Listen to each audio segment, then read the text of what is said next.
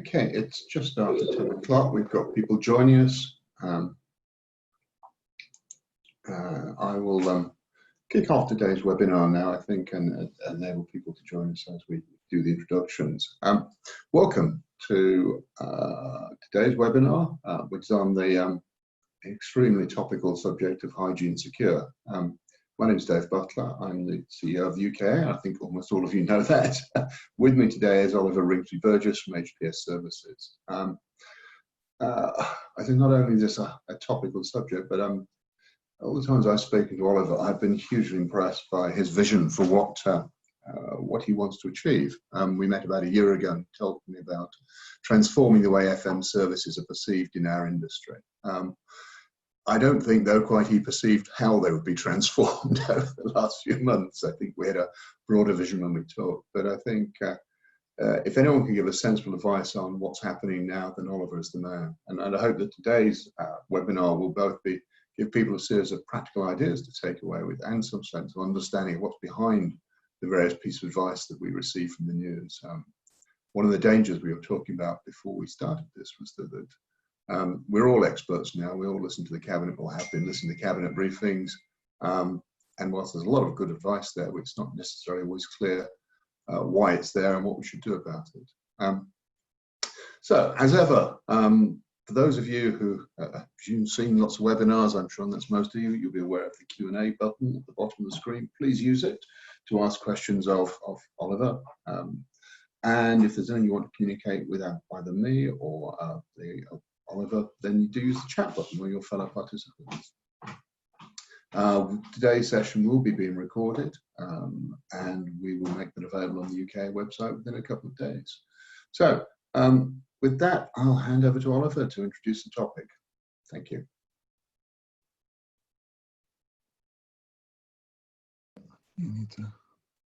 Thank you, Dave. Appreciate the introduction there. And just to echo that, the motivation behind doing the webinar today was very much to sort of play our part in the UKA community, but also as well as running an FM company for the residential property sector. I've spent the last 2 years working very closely with a series of microbiologists, actually working on how to create a more hygienic environment, particularly within the residential sector.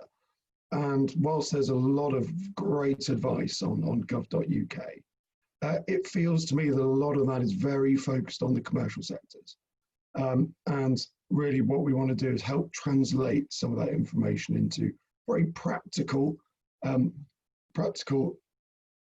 considerations that we can exercise in the residential sector, because the needs are different. We're not talking about protecting people from their home to their place of work and then whilst they're at work. We're talking about environments where they spend the majority of their time, particularly at the minute, and also where they use that space very differently.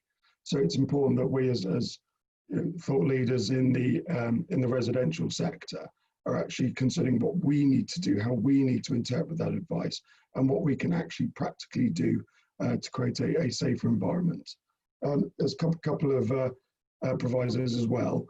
This is not an exhaustive examination.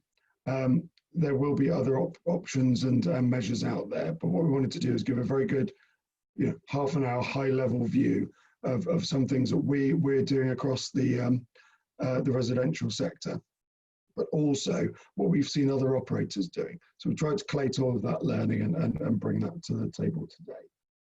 So things we'll be going through is a quick introduction about what is COVID-19. What is the disease and some of the properties of the pathogen, then talk about how it spreads, and also how it can be, although it's a virus so it's not alive, but how it can be neutralized in normal environments, and then talk about some of the practical measures. So we split those out into 3 areas. So first of all, very soft measures, hard measures, so things you can physically buy and install. And then probably the area where people have the least understanding, which is about microbiological defense. So actually understanding what are the new innovations out in the market that operators can actually use in their developments to help protect their residents and their people. So first of all, the disease itself, as most people know now, because we've all been watching daily briefings, we're all experts to some degree. It is a coronavirus strain. So that is the same strain and family that the common cold sits in. Also, more recent strains such as SARS and MERS. So actually, from a medical perspective, we know a lot about this family of diseases. And COVID-19 effectively means it is the coronavirus disease of 2019. So this is not the first one we've come across. It won't be the last. Now to explain some of the advice that the government's been giving about can survive for up to 72 hours. Well, if you break that down, cardboard, the recommendation is that it can survive for up to 24 hours. So this one always scares me because of the amount of Amazon parcels we've been getting delivered recently. Hard plastic, so plastic surfaces, that's that 72-hour limit. Stainless steel, 72 hours. And interestingly, copper is 4 hours. So this is about materials with natural antimicrobial properties.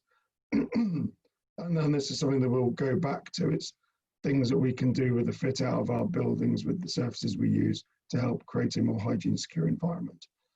Now, the really interesting piece of information here, which isn't always shared enough, is that because it's very fine droplets, they can remain suspended in the air for several hours. So this is where the government advice about meeting outside comes from. It's not just that you're not going to be sharing air or able to socially distance better. It's because in a still air environment, droplets can actually remain suspended. And if you actually look at the most recent WHO advice, you're far more likely to contract this disease from an airborne situation than you are from a hard surface.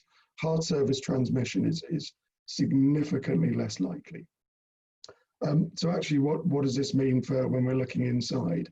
Well, it's really simple things that we'll go through later. It's about air circulation. Can you have windows? Can you use a fan? Can you modify your HVAC systems? So actually, purely by creating air movement, you can significantly reduce that risk. But just to explain, that's where the government advice about meeting outside, about increasing air circulation comes from. Because the most significant area where we're at risk is actually through airborne, because we're all obsessed about cleaning surfaces and using hand sanitizer, but that may not be where the most significant risk sits. So understanding, because COVID-19 is so destructive on the human body, we get into this conception that it's a superbug that's really difficult to kill. The reality is that actually, when it's outside of the body, it's relatively easy to kill in microbiological terms. So when you look at the European tests for biocides, for viricides, so the various EN certifications, they actually test against bacteria. So it's the ability to kill 99.9% of bacteria in a 5-minute period. And the reason they do that is because, one, it's very hard to do tests for viruses, but also it's harder to kill bacteria in that sort of test than it is to kill a virus. So the good news of COVID-19 is that as it's a coronavirus, it is actually easier for us to kill when it's outside of the body. So all the measures we talk through will be incredibly effective should they be used in a lead system. But that being said, there's no panacea to this problem. And what we found, particularly within the commercial sector, and we're starting to see it more being taken up in the residential sector, is actually creating a layered defense.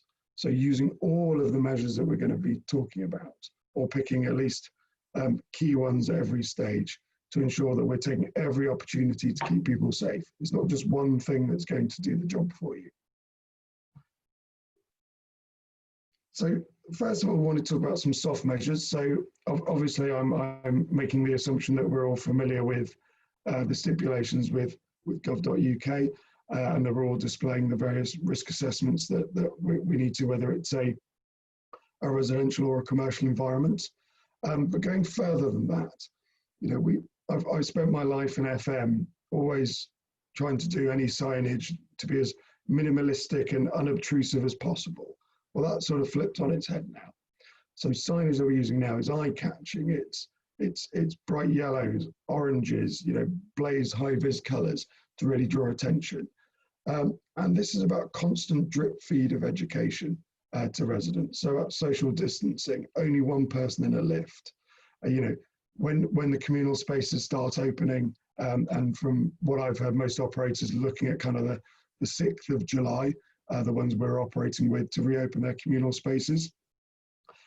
Having self-sanitizing stations, but having very clear signage, reminding people to sanitize equipment or furniture before and after use. The simple key government messages: wash hands, don't touch faces, wear masks when traveling or in communal spaces, if appropriate. So again, this is the very soft education side of what operators can be doing. But the one key message I would take away is this is where we have to be a bit more fluid with our branding. See, our brand colors are very much set, but we don't have a blaze orange in our brand colors. But actually, where we're doing signage now in our business, we're going away from that, and we're using as impactful signage as possible to really ensure that we're engaging with residents in the developments where we're working.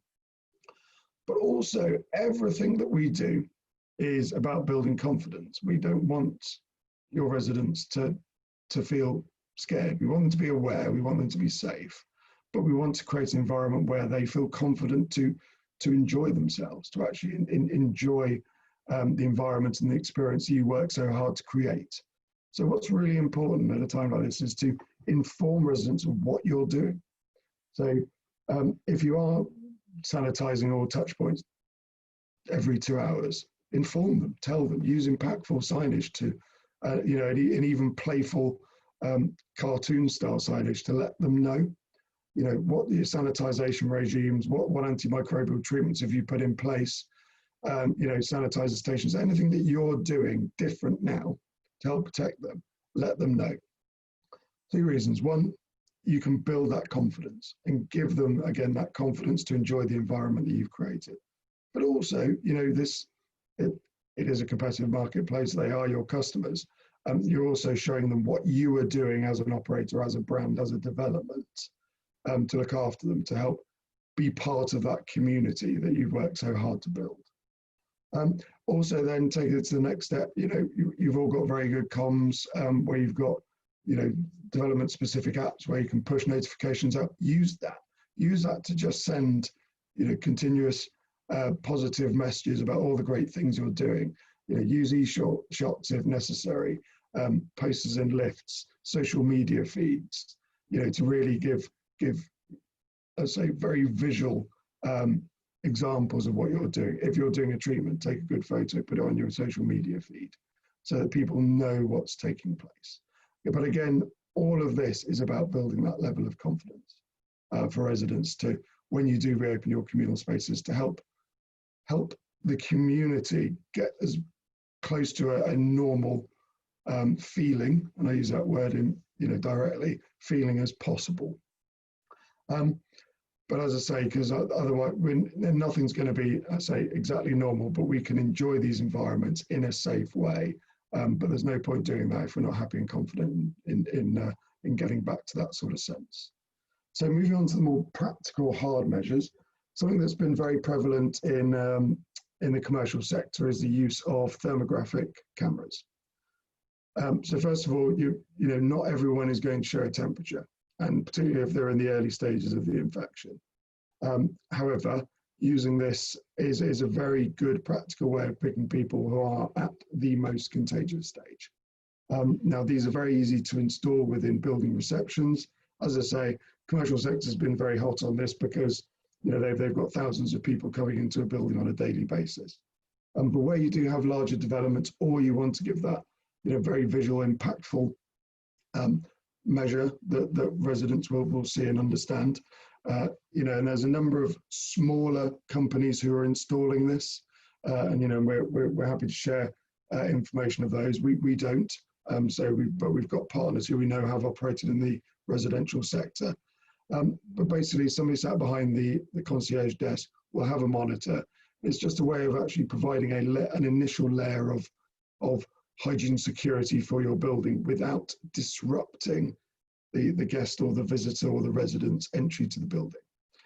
The other option here is for handheld devices. The risk with handheld devices, they are cheaper, is that you actually have to then engage, stop, and actually test somebody from a 1 meter distance as they enter the building, which is obviously disruptive on that welcoming and that experience that you want to create. So thermographic cameras and installing those in receptions is a way to avoid that, if you perceive the value in having that. Another option is, let's say there may be other devices available, but this is one we have practical experience with, the Eradicate virus killer. So this is actually a freestanding unit, stands about 5 foot high, that can be placed in either receptions, lift lobby areas, or even into residential lounges, sit relatively discreetly in the corner. And the benefit of this, going back to what we were saying about air droplets being the one of the key risk factors or risk vectors for cross-contamination, this is proven and tested to be very effective with a single pass of air circulating through. So UV style filters is nothing new. It's been used in HVAC and places like swimming pools for a long time. This is sort of the next generation of that development.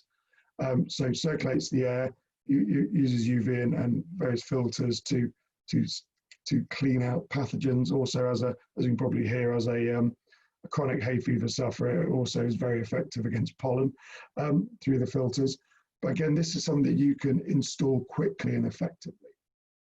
So we'll go into other measures that you can put in when you do fit out and actually change your HVAC systems.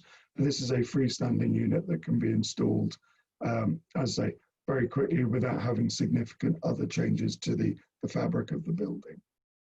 And again, where we've seen clients using this in other sectors, it's been very much in receptions, lift lobbies, breakout areas, and staff restaurants. Where we see this being effective in the residential sector is those large communal spaces that obviously you've created and that you want to see residents starting to use again. And again, it's a very physical, it's unobtrusive, but residents will know it's there and they'll know it's working and protecting them. When you're looking at a more wide scale building fit out, there's a company in the States called Cositron, who's been operating for a number of years very effectively in that market and just starting to sort of be used within the UK. Now, this is where you're actually directly replacing elements of your HVAC system. It's a far more obtrusive fit out, because obviously you are going to have to be getting engineering teams in to replace units. But where you come up for natural life cycle changes, this is something you could consider. So for example, when they had their last large-scale fit-out there, the Capitol building in Washington, completely replaced with Cositron filters. So these filter out all chemical contaminants, biological contaminants through the existing ventilation system. And again, you know, there have been elements of filtration in previous generations. This is taking it to the next generation. And also is proven and tested to get to that kind of 99.9% recurring level of efficacy. And again, because in the States they can make these claims, they have tested it against coronavirus as being effective as well. We're restricted in the UK by the EU biocide regulations that you can't directly comment on a particular pathogen. And then something that's very, very straightforward that you will all have come across, I'm sure by now, is a clear desk barriers. So where you've got your concierge desks, actually putting up clear barriers to protect your people. The thing I like about this from a human level is, yes, it's important that in certain situations we're all wearing masks, but maintaining as much of our humanity and the service and the experience where people live is something that I'm personally quite passionate about, and I'm sure many of you are as well. So actually what I've liked when I've gone into a supermarket or a shop, and there are these barriers, is that the person behind it doesn't feel obliged to wear a mask, but because they're behind the barrier and they're safe. So you still get that human face-to-face interaction. And actually, when we're not talking about offices, we're not talking about shops or retail. We're talking about an environment where people live. It is entirely emotionally charged and driven. And we as operators and ourselves as suppliers to this sector really need to understand that actually the more humanity we can keep in the environments, the experiences and the services that we all deliver and create, the better. So I see these barriers as being a real way to be able to do that. We're able to protect our people, but still deliver that emotionally driven service. And the last area I want to talk about is probably the one where people have the least experience, so which is microbiological defense. What I'm not going to talk about is normal sanitizers. I think we're all very familiar with, what is a traditional way of killing pathogens, which is either through a toxic kill, so I'm thinking harsh chemical disinfectants, or through a dehydration kill, which is how alcohol hand sanitizers work. I think we all know how they work. They're applied, they kill at the point of use, but then they don't provide an ongoing protection. So we see that from our position in the FM sector as very much the previous generation of microbiological protection. What we're going to talk about today is about what leading brands are now doing, particularly in the residential sector, to provide ongoing protection on surfaces.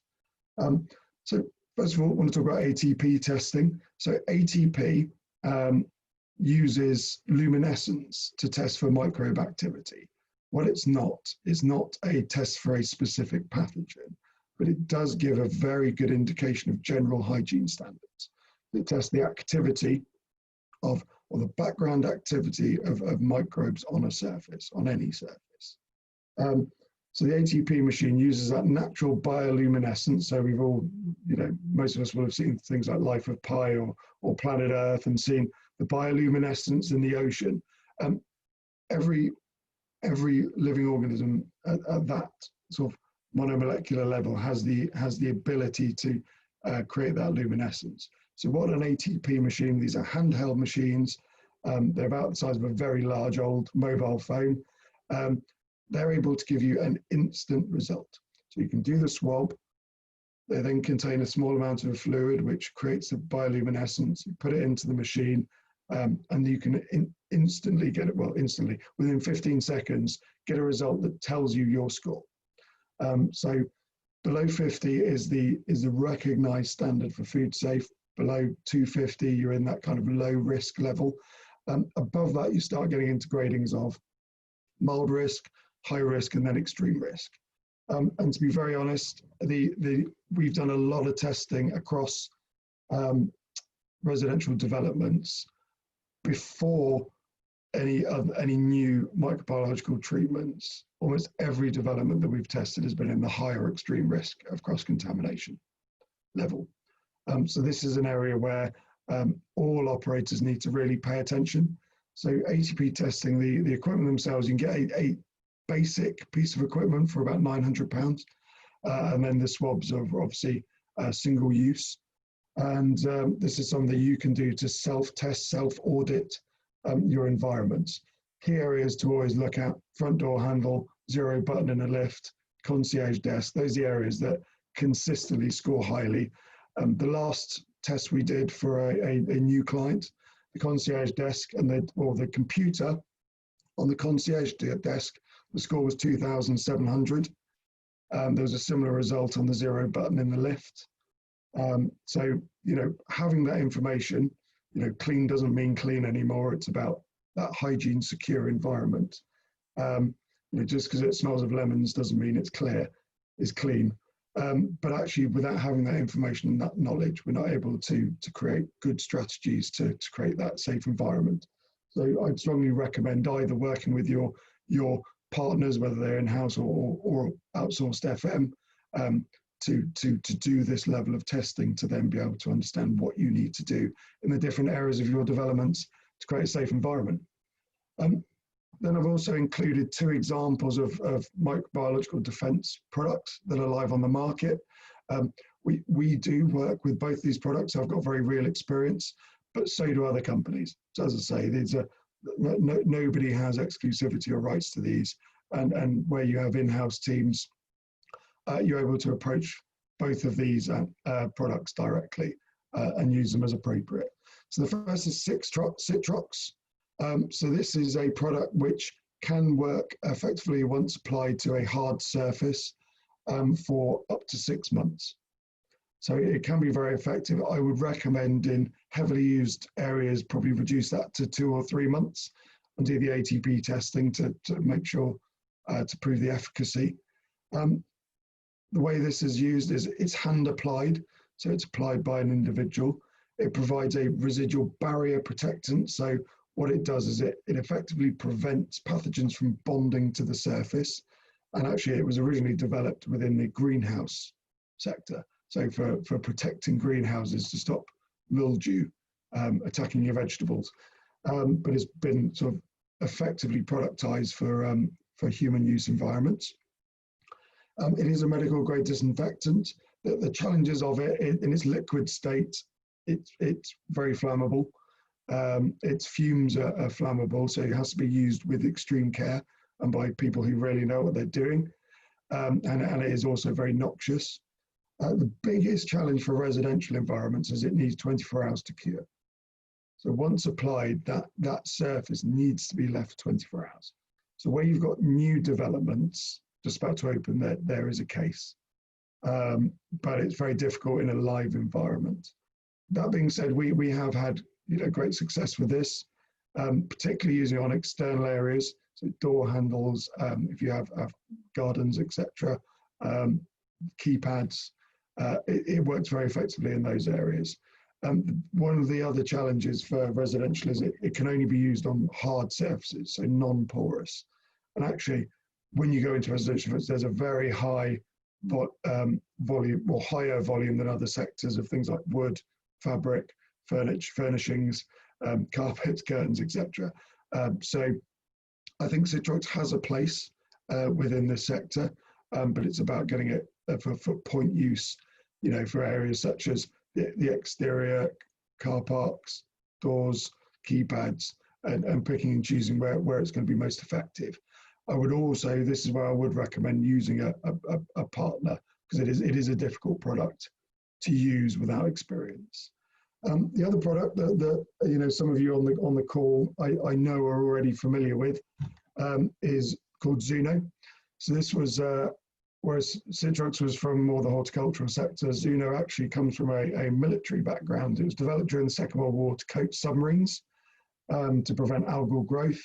So by the Germans, end of the war, the Americans took it, used it on their submarine fleets throughout the Cold War. End of the Cold War is declassified, and a team of scientists in New Zealand saw the potential of this product, and then spent the next decade refining it into a water-based human safe, because obviously being painted on submarines, it was quite a volatile substrate, as you can imagine, surviving in the ocean. To turn into a water-based human safe product. So this is a product that can be applied as a liquid foam or mist, can be used on skin, can be used on hard and soft surfaces.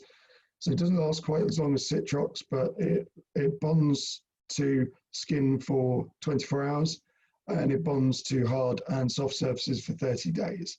Now, whereas Citrox provides that residual barrier protectant, which prevents pathogens from bonding to the surface, Zeno is slightly different.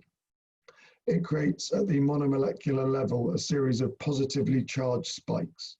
And they've actually shown me some atomic microscopy, which the University of Warwick performed to show these spikes. So they bond to the surface, and because they're positively charged, they actually attract microbes and pathogens and impale them and kill them through a process called lysis. So it's a physical kill. So both of these microbiological defense products operate in a physical manner. So it's not something that bugs can become resistant to. effectively can't become resistant to stabbing effectively. So it's a mechanical process. But that bonded surface can't be rubbed off, can't be cleaned off. In the healthcare sector, they tested it against 1,000 BPM bleach, chlorine cleaning.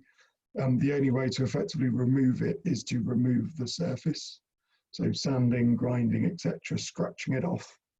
And as I say, so it goes on providing that medical grade residual kill. And because it's water-based, it's much easier to use in environments. So, for example, where we've worked with clients in this sector, you're able to conduct treatments, and within 15 minutes, it's safe for residents to re-enter. So all you're effectively doing is waiting for the product to dry, because it's food safe, it's water-based, and suitable for all areas. So whether it's your reception areas with all the hard surfaces, your lounges with soft surfaces. So again, this is a product that has had real value and has delivered great results within the residential sector, and it's something we very highly recommend. So as I say, from the other areas we covered, the soft measures were very much focused on that education piece, building confidence. The hard measures were very practical things that you can install. They're very visible, and they can deliver some very good, as I say, multi-level barrier defense for your people and your residents. But this slide really is focused on, what's kind of the next level of microbiological defense. So moving beyond alcohol hand sanitizers, harsh chemical disinfectants, towards providing ongoing residual protection for all the surfaces in your environments, as well as then giving you some options about doing some of the testing regimes to really understand where you are today. Because, I echo that sentiment again, clean no longer means clean. It is about creating a hygiene secure environment where we can help residents get us back to normal, or the new normal, as quickly as possible. And hopefully buy us all time to really start protecting people and saving some lives. But hopefully that's given people a bit of an overview. As I said at the start, not exhaustive, but a good overview of some of the practical measures that operators in the sector are already using today. And hopefully everyone's gone away with at least one or two things that we can be trying differently to help look after all the residents across the sector. But thank you, Dave. Probably back to you for Q&A. Yeah, thank you, Oliver. Yeah, please, if you have any questions for Oliver, and there's a whole lot of thought-provoking stuff there, do ask them, do send them through. In the meantime, Oliver, perhaps I could ask a few questions. Two things immediately occur to me, apart from wondering where I can buy some Zeno for my house. The first is really, you started off by mentioning Amazon parcels, and they are an obvious source of risk, I think. But what would you advise people to do, or what do HPS advise people to do with Amazon parcels, particularly in a parcel room, for example? Yeah, they're a real challenge, because increasingly a challenge, because we've been going around developments throughout this period, and none of us seem to have a big enough post room, because people are buying more than ever and getting it delivered. Genuinely, it's good personal hygiene is the best advice, whether you're doing it in your own home or doing it as an operator. It's having a good quality hand sanitizer available for your staff who are collecting the parcels and storing them, and then obviously having the right method statements for them. So having cover so that they can, after handling parcels, simply go and wash their hands, or have the hand sanitizer product available if that's not an option. The extreme end of that you can go to is say to residents, all parcels will effectively be quarantined for 24 hours.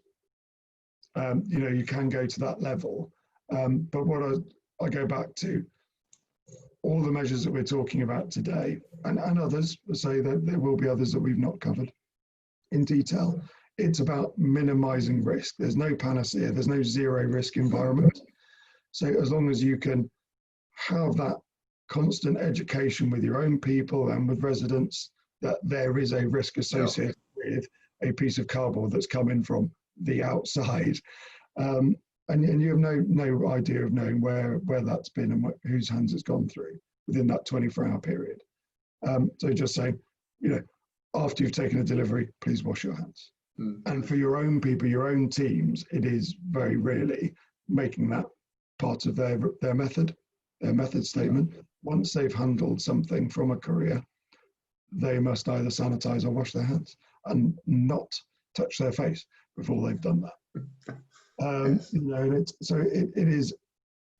So there's measures. It's education and behaviours. But if you really want to reduce the risk as much as possible, it's creating a situation environment within your building where you can quarantine parcels for 24 hours. Okay, that's sadly very practical advice. So Oliver, we've had a question in from Sebastian Moritz saying, going forward, how would you quantify the spending uplift of your cleaning budget or cost of the additional measures that could be taken? Yes, and this is where the residual barrier protection, whichever particular product or brand anyone chooses to go with, is really important. What the right partners for and the right in-house budgets are those that spend developer operators and obviously by extension residents money as sensibly as possible. So what we have seen across the sector is people basically doubling, quadrupling their cleaning spend to sanitize everything every hour or every 2 hours, and using sort of traditional products. Now that's not sustainable. That's not sustainable long term for the sector, and actually environmentally it's very, very poor because those products are not great because they will eventually go into the system. So this is where the residual products have their real place, because both of those, and if there are others available that I don't have experience with, please do explore. They enable you to do the treatment and then maintain normal cleaning patterns. So actually avoiding that significant uplift. And I'm saying this as as running a cleaning-led FM company. As much as I want to say, please spend as much money as possible, our responsibility is to find ways to avoid that. So whether it's Citrox or Zeno, in our experience, doing that treatment, whether it's monthly or 3 monthly or 6 monthly, then enables the existing cleaning pattern to remain and be effective. So you can't do the treatment and walk away. You still have to maintain hygiene because they can't make dirt hygiene secure. But what it means is you don't then have to go to the extreme length of having an hourly or a 2 hourly sanitization cycle. So that's where good residual treatments, effective ATP testing, and maintaining good existing cleaning practice can, first of all, be very effective in creating that hygiene secure environment, but also in not significantly increasing or increasing at all, depending on how you choose to deliver, your overall cleaning spend and budget. And I think that's something that delivers what residents need to build that confidence, but also what operators practically have to achieve within their existing budgets. Because let's be honest, most people have their set budgets for the year, how they can limit the uplift. What I would say is, if there is emergency budget available, it's probably better spent on some of the physical measures and education pieces that we spoke about, because there'll be very, very practical installations that will deliver value and confidence for residents. Yeah, it's absolutely sensible advice. And Oliver, can I pick you up on the soft advice, the educational piece you talked about at the beginning? It seems to me that one of the big criticisms we're making of the government is they've lost some moral authority by lack of behaviour. Do you have a view on good practice for operators in terms of retaining moral authority or delivering moral authority? Or is that a bit unfair to ask for them? Genuinely, we've asked ourselves that question, because we obviously are positioning ourselves as all our peers in the sector as trusted advisors in terms of hygiene and how to approach responding to the pandemic. But what's really important is, and this will be the same for operators, is walking the walk. It's all the advice that you're giving to your residents is making sure your teams at site level are following through on that. It's our own personal behaviours as leaders of organisations as well. It's I'm not expecting my teams to do anything without the appropriate uplift in PPE, you know, and I suppose for operators, making sure that everyone within their teams and their supply chain are amending their methods to continuously reinforce that method and that education. So if it's sort of teams doing cleans within apartments, it's, you know, are they sanitizing before and after? Are they and visibly sanitizing before and after? Are they wearing appropriate PPE? You know, and it's not just a face mask, it's gloves, it's overshoe covers, it's, you know, making sure that everything that you're doing as an operator is almost like 10% beyond what you're saying residents should do. So you're setting the standard, because then that gives you the opportunity to, in the right way, challenge behaviour that puts other residents at risk, because you have set your standard and that you're living to it. But yeah. I think that absolutely. And Oliver, just finally, one more question before we go. I was intrigued when you said that when you do your assessments on buildings pre-COVID, most buildings were in the high risk category. Is that something we should worry about, or is it, as in a sense, like the not quite urban myth about what you find if you put your hands in a bowl of peanuts on the bar? Is it something we should worry about, and is it something we should be changing our behaviours to try and maintain standards going forward? Yes, to be honest, it's and then this is why we've been, you know, we've been working on this for over 2 years, and you know, those on the call who we already work with have heard us talking about this, because it's, although we're all focused on COVID-19 now, it could just as easily be seasonal flu, bird flu, swine flu, MRSA, norovirus. You know, we do a lot of work, so we're as you know, Dave, focused on the residential sector, but that also includes PBSA. So in student accommodation, you know, just think of freshers flu, you know, those sort of environments. So actually creating an environment where any pathogen is less likely to spread through that community is of real value to operators and residents.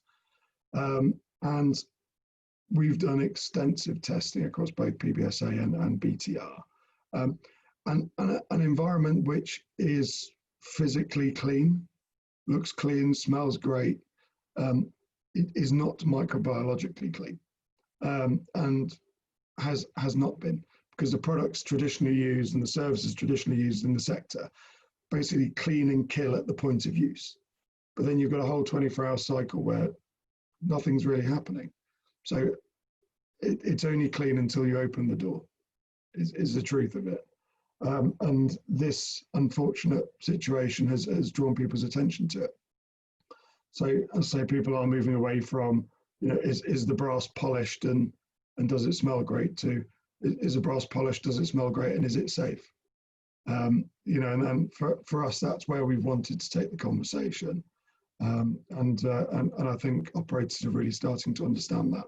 But to go back to the question, from the testing we've done across the sector, it's, you know, that there is a challenge, as there will always be in any residential environment, and it's incumbent on operators to find effective strategies that fit their model, to adapt to that.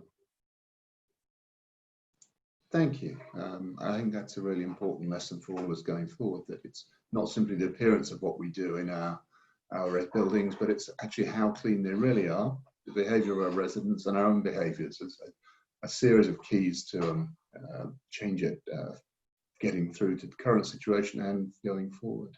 There appear to be no more questions, so I guess at this point I'll probably wrap things up. It's 10:45, so you've all got an extra quarter of an hour over what you were expecting, which is always a good thing in these times.